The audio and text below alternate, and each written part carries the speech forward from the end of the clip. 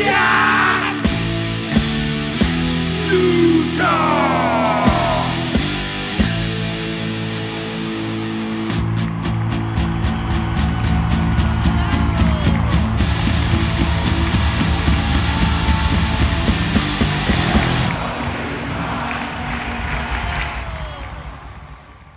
Hey, welcome to our shitty podcast. I am Leroy, this is Jahn, and we collectively are Slapshot Utah Tusks Up fans. How are we doing this week? Good, dude. Like I told you right before we went on, I'm battling a cold, but I think everyone in Utah is, from what I've been gathering, talking to people. But it's been an exciting week. Unfortunately, we came away 1-2-0 in these last 3 games this week, but they were fun games, and I'm excited to get into it with you, Leroy. Yeah, well, where should we begin? I think we should begin with the good news. Congratulations to the captain, Clayton Keller, with his first ever Olympic selection. Couldn't happen to a better kid at a better time. Only wish his father was here to see it. However, based on the interviews that I've seen, I see a happy-faced Clayton Keller who looks excited to possibly win gold for the United States this February. What do you think, John? And he got selected as captain as well, too, right? No, I don't think he's going to be captain to the team. That's probably going to go to Austin Matthews. Yeah, maybe someone that's been around a little longer. Yeah, but it is exciting. I'm excited to see him play. I'm also excited. I got to give a shout out to the motherland. Oli Mata made the Finnish national team. So, Mammoth fans, we got 2 Olympians that we're able to watch on 2 prolific teams. So, hopefully, we'll be able to watch them play each other at some point, hopefully for the gold medal. Yes. I think as the years go by, we're going to have more and more Mammoth players in these Olympic games. Oh, yeah. Hopefully a whole grip of them by the time the Olympics are here in Salt Lake. If Gunther isn't in it by 2030, it's a tragedy, because if you guys remember the 2023 World Juniors, Gunther had the epic at the buzzer overtime goal for Canada to secure the gold just 3 years ago. Yeah, and Mammoth Coyotes have had a lot of great players in the juniors. I mean, Cooley, Keller, Kesselring, Doan, Gunther in the Yotes days, but and then of course right now, Team Canada in the juniors, Mammoth representation through Tisha Ginla, Caleb Denwaye, and who's my dude, Cole Bedouin. So and they're doing good. Oh, they're doing fantastic. They play today at 6:30 against Czechia, if you guys want to watch. That's this right. Probably won't be out by then. Probably won't if you'll be looking back on it by the time this is released. Of course, there will be a final game, which will be on, I think, sometime this week on NHL Network. Back to the Olympics really quick. So Clayton Keller, as much as we all know that he deserves it, I think these selections aren't so much on how you're doing right now, but what kind of an overall player you are. I mean, there's some controversy like there is in every selection show where it's All-Stars or Hall of Fame or the damn Rock and Roll Hall of Fame, which I think went on New Year's Eve just a few days. But so there's always controversy when you have lists like this. But there was some bruising, butt hurt, unnecessary, why do we got to go there kind of controversy as to why Jason Robertson with the Dallas Stars didn't make the team. I mean, guys, there's only so many slots, and if you want Keller to be on the team, it's not Keller's greatest season ever right now either. But I mean, you look at these guys on a whole, Jack Hughes, he's had some injuries, not having a great season, but you kind of got to put him on the team. So there's only so many slots. You might say that maybe a JT Miller maybe is questionable, but I'm going to say, like, this whole everything has got to be racist if it doesn't go the way that I imagine it going. It's not that it's racist against Jason Robertson. It's nothing like that. It's just that there's only so many spots on the team. It's a difficult process with a lot of incredible talent that's got to stick in. And, there's a hierarchy as well. I mean, Austin Matthews hasn't had the greatest season either, but are you going to leave him off of the Olympic team? So at any rate, I did want to kind of grind through maybe what our chances are. When I say our chances, I mean the US of A hockey for these upcoming Olympics. Obviously, Canada is going to be with the plus 140 odds at the sports book. They're the favorites, but this U.S. team that just got announced, Vegas has got them at plus 200. So Ooh, we're going to have a dogfight for the what's Olympic. after that? Do you have the? We have Canada at plus 140, USA at plus 200, Sweden at plus 500, and Finland at plus 800. So those are probably going to be That's the closest USA. That's the best odds I've ever seen for USA. Well, yeah. I mean, back in 2002, that team was pretty good. Wasn't much of a sports gambler back then, so I don't know what the odds were, but yeah, Right. this team, if we've got the right vibes coming in, we got the Kachuk brothers coming. Sweet. We got the Quinn brothers who are going to be in the game. We got your dude Clayton Keller is going to be on the team. Of course, I don't know what line he's going to shake out on. And, all the goaltenders, Ottinger, Hellebuck, probably Swayman, I think is probably the other guy. But it's going to be a fun, exciting Olympics. Just hearing the announcement and looking at the different players kind of started to get me pumped up that this is going to be a fun February. And I think the four nations kind of helped too. That probably helped with like chemistry and stuff because it's essentially the same team, right? Yeah, Going over there, pretty close. Maybe some additions, like better additions, whatever. But I think that four nations really helped like solidify, like, hey, dude, we can do it. I mean, they lost to Canada in the end, but you know what?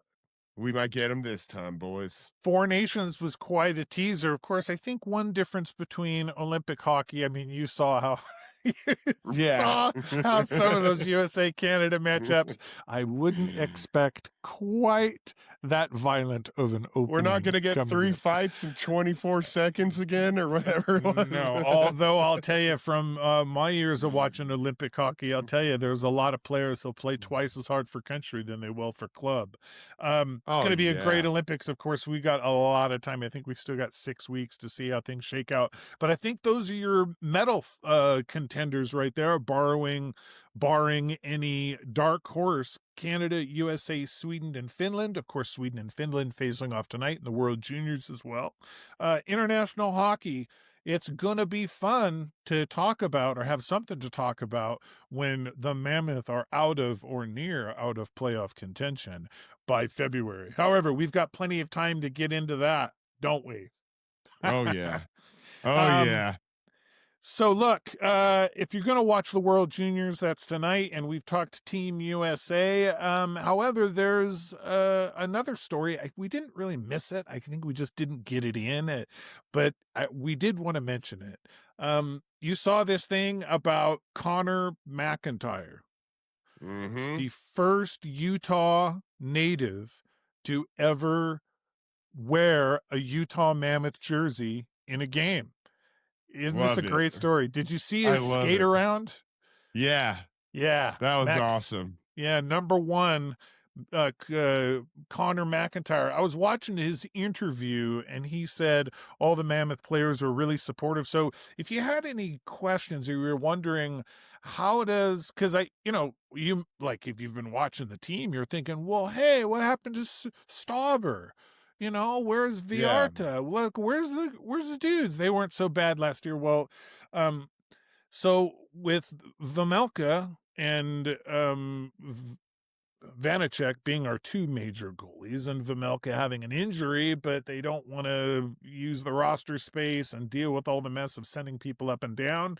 They needed someone to fill in, and the way it works is this Colton McIntyre kid who played for Park City High School, he's on the practice squad. he practices with the team, he travels with the team. And so something to think of here is that Colton McIntyre, it's not like it was just a tryout. He showed up one day with his gear. Like, he works with the team. And so some ways he's like a real part of the Mammoth. Like, he works and plays with these guys on a constant basis. But it was not only a treat for Connor himself, a dream come true, if you will, to even get that call, hey, we need you to sign an emergency contract, because he's not the type of player that comes in or out. He doesn't have a pro contract. He's only has a professional contract. But this emergency, just in case we have a backup situation, was just as much fun for the Mammoth players as it was for Connor McIntyre, because they know Connor and, they're buds on and off the ice. I think he was mentioning that, he had been to some off ice, friendly type stuff activities with Veggie and Vanacek. So, yeah. What did you see? This is a great story. I think this Connor McIntyre story. I'm right with you, dude. I'm a sucker for any type of local success. I'm a Utah homer. When I watched him out there, at first I was like, "Who the hell is this guy?" And then I started listening. They're like, "Oh yeah, he's a local kid from Park City," and I was instantly a fan. That's all I needed to know. Yeah, if that's all we needed to know. Well, and in that there was a tryout involved. What? Right? What is this? We don't have anybody on Tucson, but that's kind of the way it all worked out. Right. Fantastic. Speaking of locals, though, got to give a quick shout out to Gavin Ord. He did his second Olympic trial today. I've talked about him on here. He's the speed skater. Gavin Ord skated a 39.92. So, and he skated against the oldest person to ever do an Olympic trial at 60 years old, and he beat his ass. So good job, Gavin. Nice set work. History. Yeah, so we're going to be watching you. He skates tomorrow again on USA Network, I think at noon, if you guys are wondering. Sweet. What's up next, John?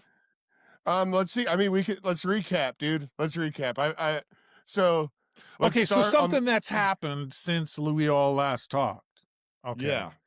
So is this Buffalo Sabres winning streak got nearly out of hand? It went all the way to 10 games. Have you watched any of this? They look good. Well, we already talked about it on the show before, but they were kind of like, "Oh, we won that trade. We'll take Tage Thompson too. How about that? We'll just take Tage Thompson off your hands too." Well, we had the shit-eating grins. It turns out that the Sabres might have known more about what they were getting and what they were putting together.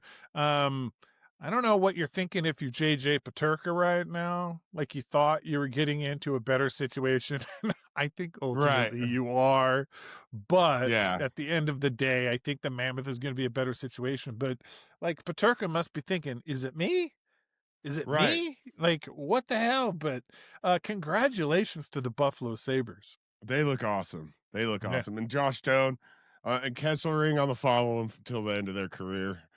Fun guys. I'm happy for him. Great players too. Tage Thompson, great players on the Buffalo Sabres. So I just wanted to mention that. All right. So the last few games. So Monday, we played Nashville Predators. Lost in overtime. Well, thought that was going pretty well there for a minute. Thought it was going pretty good. A player who used to be one of the greats, and maybe still is, Steven Stamkos, took over the game in the third period, equalized and beat us in overtime. Gosh, that was a tough loss. I felt like we had it in our pocket. And this brings up another topic that we've talked about, and I'm going to bring it up right now. So this game, I had the privilege of sitting in the Toyota Club again, dude. Yeah. And my friends that have the Toyota Club tickets that I get to sit with sometimes, they're about row 9, which is, it's not high enough to where you're able to see the whole or the whole rink, but you're able to see the size of players. Okay, and all I could talk about with, I actually met a good friend, Brooks. I sat next to him. Brooks, if you're watching, shout out, you're awesome.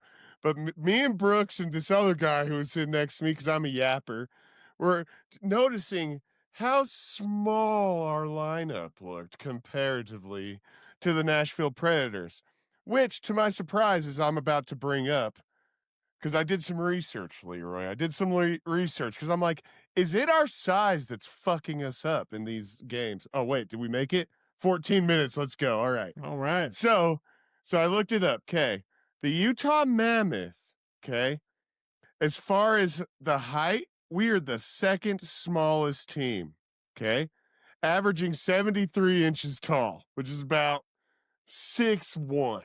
Okay. Nashville Predators they're the next team. They just have a couple bigger guys that offset it. Okay. And so then I'm like, okay, what about like speed? So we rank number 2 in the entire NHL of bursts of 20 miles an hour or more with over 1,100 bursts this season, which that's awesome. We're also number 2 in skating speed, where we're hitting about 24.3 miles, and we're number 10 in offensive zone timing. So, which means we're passing it around good. We're getting good looks, right? That's kind of the understanding. But we rank 22nd in fucking scoring, like getting actual score, like goals off. So I'm wondering, is the speed worth the not having the size? Like, do you want to? The question I put on the Instagram is, do you want to be a Ferrari in a monster truck rally, or do you want to have monster trucks? Are our goalies having trouble because our defenders are too small to move these big 6'4" guys out of the way and can't see the puck? I don't know. What do you think, Leroy? Do you think in a 7-game series, would you rather have speed or size? Because also another fun stat, we've not won again, 0 wins against the King, Leafs, Devils, and Panthers, who all rank in the top 15 of size. So I don't know. Okay, so look, I appreciate that you brought this up, because my mind was thinking along similar channels. Great breakdown, but I was watching the interviews post game after the Devils game, and like, first off, make sure we get back to the Devil game and back to this size and physicality thing. But watching that Devils game, we're right back to the high of 7-2 against the Islanders. Islanders are a good team. We dismantled them. All right. On the road. Right. And so you're thinking, here we are again, like back and forth. We're so back. All right. So we're all over the place. That's who we can be. That's the type of team we can be. And then, we lose 4-1 and against the Devils, and we went down 2-0. And it's not that we looked like absolute shit, but I was thinking to myself, what is it that's frustrating me about watching this game? What am I missing? And and watching the post game and listening to Sean Dursey talk, and you can tell he's frustrated. He doesn't. I don't know what's the matter. Like, I don't know what's the matter, but obviously it's not good enough. It's not good enough. Well, what is it that's not good enough? And I'm watching it and I'm thinking that Devils game, and I'm like, what I want to see is some physicality. And bigness is great. Okay. And we've got some bigger kids, like Boot, but you're right. We're kind of a smaller lineup, but it's not just that, John. Is that Devils team was kind of pushing us around a little bit, and we had no answer back. Listen, I love some spicy tuna, but I just want to say, watching spicy tuna skate from blue line to blue line, slow and ponderously, with it's just, there's nothing going on here. So why is spicy tuna in the games? To crack some skulls. And that's not happening. We don't have any players that look like they're pissed off on the ice about losing, or about, nobody's mean. That's the problem with the Utah Mammoth, is there's no meanies on the team. And it's hurting our play. I think it's not just the size. All that matters. It's the physicality. We play small. And so if that's me throwing the gauntlet down, look, I love Liam O'Brien, but Liam, you need to get out there and start cracking some skulls. The McBain, I don't know where my dude went, but listen, the Krause, he's not the physical player he was billed to be coming in. So, and this is not just about fighting. This is about intimidating other teams, and we don't have it, John. We just don't do that. So do you think, I'm just hypothetically, I'm throwing it out there. I'm not a fucking but so hypothetically, so is that an aim for the offseason? We trade someone like, let's say we trade a speedster that can score like Schmaltz, and we go get one of these 230-pound just bruisers, or do we keep the speed, and do we just try to I fit a square through a circle opening? Like, I don't know. Yeah. Well, McBain was supposed to be one of the answers to this. That's why he was so important to sign, and he's been, I won't say largely absent, but it seems largely absent. Kraus has had a resurgence, so we're talking, check line, energy line guys, third and fourth line guys where this physicality has to come from, but it has to come from the top lines as well. Okay, so what do we got to do? I think Bill Armstrong knows that this is the case. I think he knows that we're going to get better. This isn't the end. We're still developing. Okay, so And we're these are going to still get it young right. kids too. Yeah, guys, we can once again, we can end up, where are we at right now? We've got 41 points, okay? Yeah. We're 6th place in the Central. Now that's the bad news. That sounds really bad, okay? But the good Yeah. news is there's a lot of parity in the NHL. So the difference between our 41 points and the playoff position is 43 points. We got to overcome the Kings and the Kraken and the Pacific at 43 points each, and the Preds and the Blues both have 42 points each. Those are the 4 suspects in front of us, and all of them within 2 points. So there's a grouping of positions there. We just got to stay in that group until after the Olympics. We got to get our boy Cooley back, and we got time to figure it out. We put together one of these Buffalo Sabres style. Half of that is enough to change the conversation. We got time to figure it out, and we've I already 100% shouted agree. at roof from the rooftops without throwing it all out. But ultimately, that's not good enough. What Sean Yeah. Dursey said about losing to the Devils and having our moments that, just the puck didn't fall, that's all good, but that's not good enough. That's not good enough. One win, one loss, one win. Like, we've got to start piecing together. And it's not just that it's not good enough in the game. I think Bill Armstrong knows that the team as it is right now is not good enough to handle top tier competition in the playoffs in the NHL. Now, the good news is I think one of the good news pieces is I think that maybe Bill Armstrong might be looking forward to some of the guys we have on the table. Tija Ginla, Cole Bedouin, those guys turn out to be the centers and the wingers of the future. Those are physical players with motors, grinders, Yeah. naggers, Denoyer, uh, good player. We've got other players like Lamoureux. He has to grow into physicality, right? Agreed. Simishev, he has kind of that baby moose kind of look to him. Yeah, he's imposing, but also you can tell that these players are going to fill out a bit. And so I won't say that Put we some muscle relied. on in the off season. Uh-huh. You can And already his see it with Gunther, can't you? Can't you see a Oh difference yeah. between Gunther this season? Him and Cooley too, before Cooley went down. Yeah. With You could that definitely cut, see it. across Dylan Gunther's nose, we're going to watch the evolution of our boy Agreed. into, he's Well, I going to be a think grown man in a few years. Um, so let's have some fun watching these guys develop, watching them put it together. We got a young, strong group, but I think the future is coming up. Now, what's the answer? Yeah, I think, look, I'm just going to come right out and say it at this point. Nick Schmaltz, great player for the beginning of this franchise, but I don't see how he fits into the economic plan for the future. If we were kicking ass and taking names with the chemistry right now and hadn't lost Cooley, and we were in a playoff fight, okay, then maybe we yeah, works out with Schmaltz. But I mean, we're going to know here pretty soon. Let's get what we can for him, because I don't think the future is now.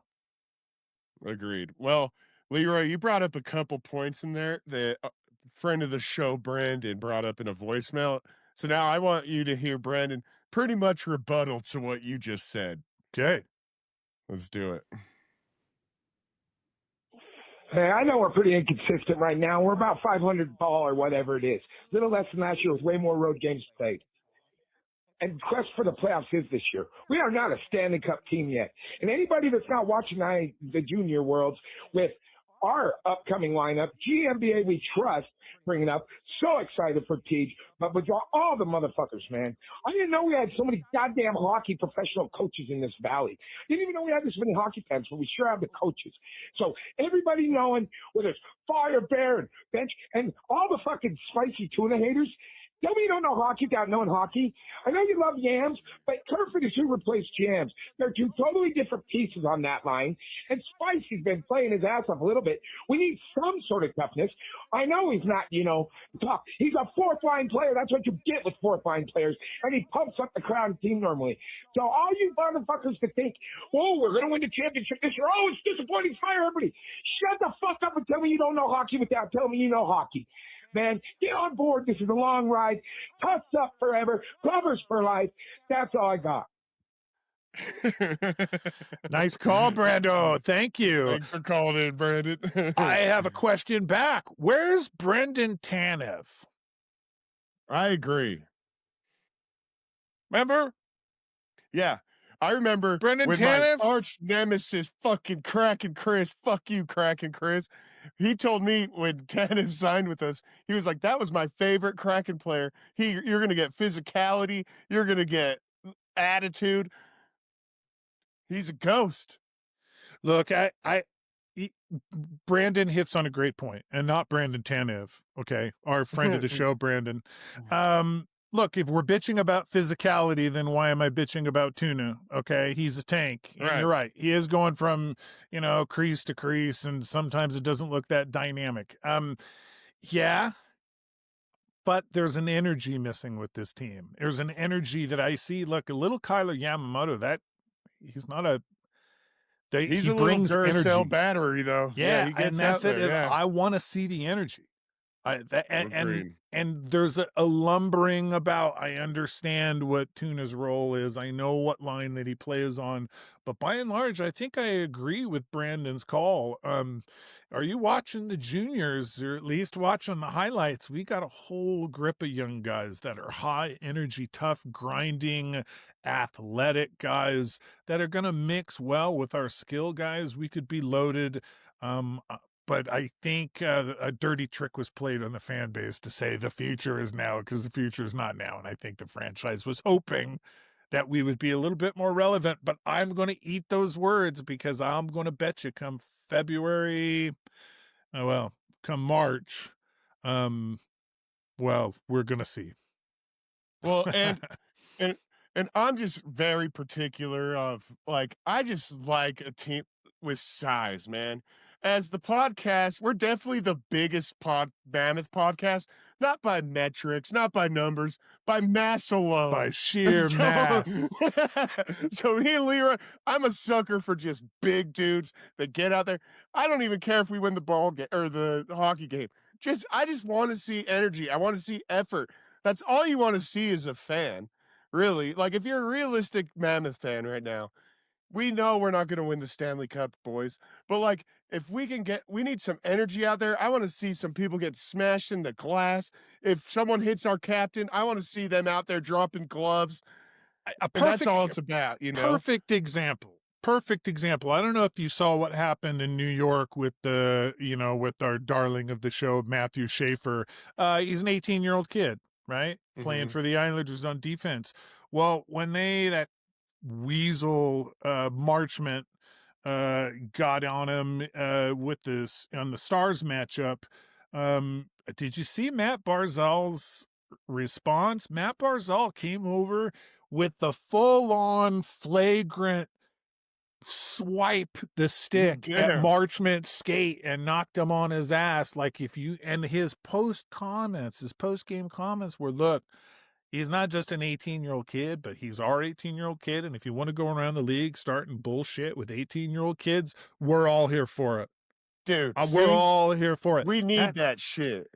When Cooley, do you remember it was a tough couple weeks for Cooley. There was hitting the boards, beaten up. Yeah. I don't ever see a violent fuck the world reaction from any of our guys. Dude, when he took that knee, dude, we should have cleared the bench and fucked that guy up, dude. Yep. For real. Yeah. just for the energy, man, just for the camaraderie that this team needs in order to ever have a playoff run if you're going to do it. Because unless you can trust the guy next to you, what are you going to do? Now, listen, I understand that we're frustrated. We wanted to be winning. Yeah. And if we can't win, then we want to see somebody get the shit kicked out of them. And we're frustrated ultimately because the elephant in the room is that spicy tuna loses all his fights. Right? Which that doesn't help either. Bless you, tuna. Love you, Yeah. tuna. I'm gonna Love buy a tuna. tuna jersey before you take off it. Yeah.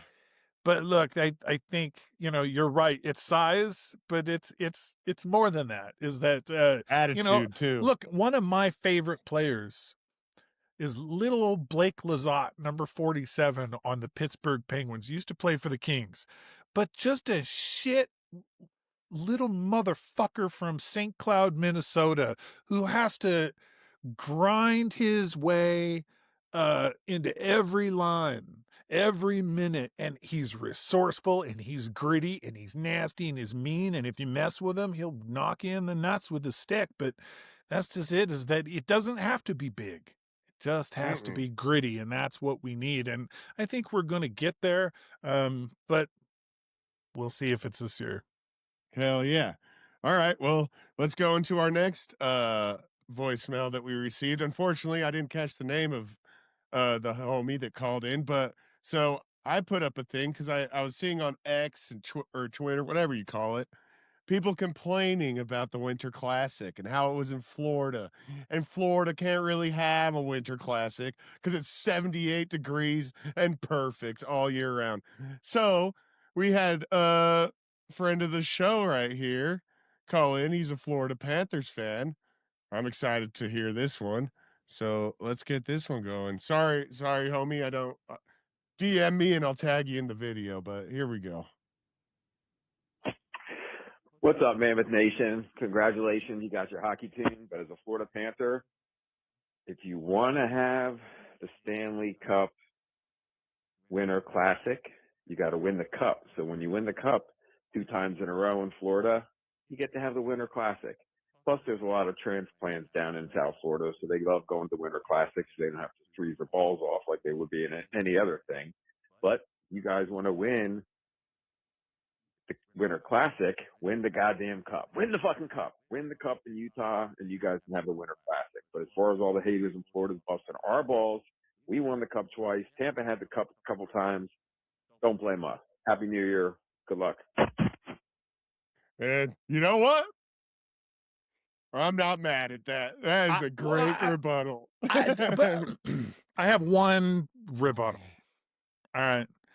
Part of the preconditions of having a Winter Classic is having winter at all. All right. I mean, do you know how stupid that looked?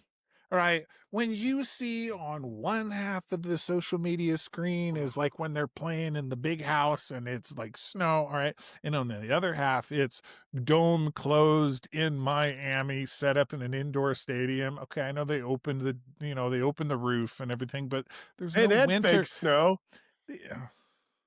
Listen, if there's one, listen, let me tell you something, world, coming from the Utahns, okay, which I can't believe it has to come from us. It should be coming from the Minnesotans. But once you have to deal with real snow and scraping windows and the pain in the ass that is getting to work and dealing with it and all the chaos that it causes. All wet.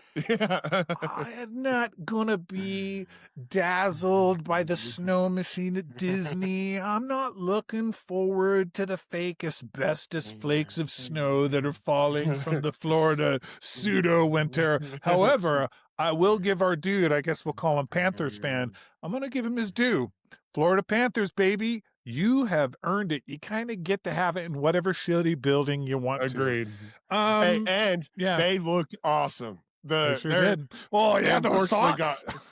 They unfortunately got their ass beat by the Rangers, right? Yeah, but they look good doing it. They looked awesome. I love that Florida. The I love the uniforms. It looked so cool. Yeah, thanks for calling. Thank you, man. Yeah, thank you for calling. You're right. You get to have, maybe what we do is we have 2 games types. We have the Winter Classic, somewhere where there's like snow and it's colder than 60 degrees. And then we have something else for you guys, which is the stadium series or something like that. But Winter Classic, I can't wait until Utah has the Winter Classic. Well, I agree with him. We need to do. Maybe we don't have to win a Stanley Cup, but we better at least make a name for ourselves before. But I mean, dude, Mammoth, Avalanche, and Rice Eccles on a snowy January day. That's going to be so dope. That would be so dope. Yeah. Everything except for the few thousand Avalanche fans that are going to be there, but whatever. Yeah. All right. Well, yeah, Rice Eccles, that would be a fantastic Winter Classic. Of course, we don't have any snow right now in Utah. It is we would have to borrow the machines from Florida if we were going to do the Winter Classic. Yeah, well, that would be embarrassing, wouldn't it? I hope the 2034 we get a little better weather than we're getting right here on, what is it, January 4th. It's just raining in Utah. Yeah, I mean, people that aren't, you guys wouldn't believe how warm it is here. I was in California a couple weeks ago. It was warmer here than in California. It was crazy. All right. Crazy. So we killed the New York Islanders, and then the Devils got us 4-1. Coming up Monday, the New York Rangers to finish up the East Coast road trip. I don't know what to expect from this team anymore. The New York fuck out of the Panthers in Florida. They're kind of looking pretty good right now. Yeah. Well, maybe they're getting a little better, not quite where you would have expected them to be in the Metropolitan standings. Kind of bottom dwellers right now, but they have been playing a little better as of late. I don't think we're going to win that game, but then again, every time I make a prediction, I'm wrong. What do you think? I could see it, dude, just from... I don't know. This team is hard to predict because losing on Monday to Nashville 4-3 and then coming out and seeing a 7-2 rally, I could see the same thing. I'm going to guess we lose 3-2. Yeah, I think I'll go with that. I think we lose, maybe we even lose in overtime. That would be frustrating. Come away with the point. Yeah. Yeah. The only thing I think 7-game home stretch, right? Good. Oh, wait, what were we going to say? I was going to say, I'm going to go into that, a 7-game home stretch. Which I think that's good for us. Yeah. Season ticket holders, are you going to every one of those games? That's it's Monday, Wednesday, Friday, Sunday, Tuesday, Thursday, Saturday. Like, it's every other day. That's a lot. For a while. You got tickets for any of those games, John? You going to any of those games? I might be sitting with you for the Blue Jackets game. I still need to talk to Meg about that. Yeah. The BJs. That's what I have on my notes here. I've got the Blues and the BJs. Yeah, okay. So hopefully we can record and then we'll go to that game together. Yeah, that'd be cool. All right. The big homie. When they come home, we're going to get the Senators, the Blues, the BJs, the Leafs, the Loafs, as we might want to call them, the Stars, the Kraken, and the Flyers. Wow, that's going to be a lot of great hockey coming to the Delta Center. Better stick it out because February is going to be a little dry. It's going to be a little dry. Get your hockey while you can. It's going to be a glorious homestand. I think we're going to find out really the trajectory of the team when it's all said and done. Are we going to hang in there to where we're hovering? Like I said, there's a lot of good hockey teams. Like, I wouldn't get too down on Hockey Club, man. Like, I know that we all wanted to be... That 7-game winning streak fucked us up, fucked our heads up so bad. And now I think we're pressing just a little bit. Let's just play a little nice and easy and get the monkey off of our back and find out who we are and just go for it. But don't worry, I think we're still going to be in a conversation. I agree. And who knows? We might hit another 7-game win streak and be just as delusional, which I hope for as well. Anyone that's still frustrated about that Monday game against the Predators that we lost, just a reminder that on January 24th, when we play them again, we will be hosting the watch party at Big Willie's. So put that on your calendars right now if you haven't already. We're going to make that a great time too, dude. So we're going to get our get back that day too. We're going to get our get back against the Predators at Big Willie's on the 24th, right? Hell yeah. Okay. Anything else you want to talk about? I can't really think of anything, dude, other than I hope this 7-game homestand. I hope we get our skates under us. I don't know. I didn't didn't do any research. Maybe I don't know the status on how Cooley's looking, if we're even going to get him back at all before the Olympics. The NHL is notoriously close to their chest about whatever injuries players have. It's usually just an undisclosed lower body for a general period of time. Undisclosed amount, yeah. If I were him, I would have come back before the Olympics. I wouldn't expect to see him. I would expect that he'll be back when the Olympics get done. Yeah. But I don't know. We'll see. Or maybe injury is a lot worse than we think. I don't. Yeah, who knows? Is there a tank in this team? Is it tank? Is there any tank situation that we're gonna have to talk about in March? I mean, I saw a thing where that if like the season ended right now, we'd get like what, the 5th or 6th pick or something like that. If the season ended right now, I think we'd be in a lottery. So yeah, we would expect the 5th or 6th would be like our best odds. But John, we're not that far from the bottom. We're not. But we're also not that far from being in the run. So we're right there. Let's see how it plays out. This is where we if you watched it all last year, this is right exactly kind of where we expected to be at this time of the year. We're about midway. We're about 500, right?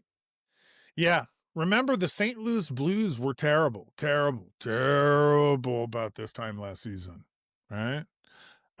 They won a whole bunch of games. The question for you, okay, just a little riddle as we sign off here. Who's a better hockey team, the Buffalo Sabres or the Utah Mammoth? Buffalo Sabres have won 10 straight. Okay, they dropped one the other night, so the winning streak is over. But then again, they're just getting playoff eligible now. Remember, we started off playoff eligible. We had our win streak, 7 games. We also beat the Sabres twice, didn't we? So you tell me, who's the better team, the Buffalo Sabres right now, the Utah Mammoth right now, or do we look at the entire object and not just a piece of it? We look at the entire object. And so, but that's the question, John. Who's a better team, the Buffalo Sabres or the Utah Mammoth? Put them together in a 7-game series. Who do you take? Right now, I would take the Sabres. But sure. I hope in 2 weeks or after the Olympics, I will pick the Mammoth. Can you see how that 7-2 game against the Islanders, it's not a fluke? That's the team that we can be. But matchups and the type of team we match up against and all sorts of other variables play into it. But I'm not panicking. It's a long season. I already feel foolish from some of our earlier episodes. I don't know what's going to happen. It's so wonderful. I don't know what's going to happen. So, at any rate, fun show. Can't wait to talk to you next week. We'll see how it goes. Hell yeah, dude. Well, thanks, Leroy. Thanks, everyone, for listening. Let's go, Mammoth. I hope we get a couple good wins.